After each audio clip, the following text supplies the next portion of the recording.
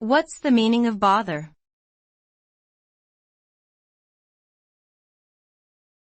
Bother.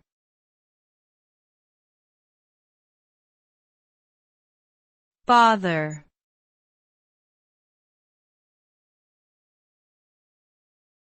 Bother.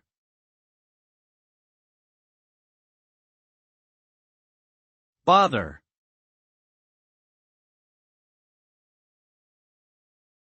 The word bother can have a few different meanings, depending on the context in which it is used.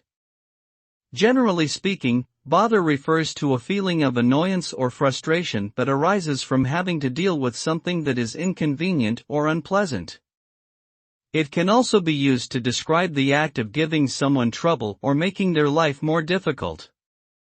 The result of bothering someone or being bothered can vary depending on the situation and the individuals involved. In some cases, it may lead to conflict or arguments between people. In other cases, it may simply cause irritation or stress. Ultimately, the result of bothering someone is generally negative and can create an unpleasant or uncomfortable atmosphere.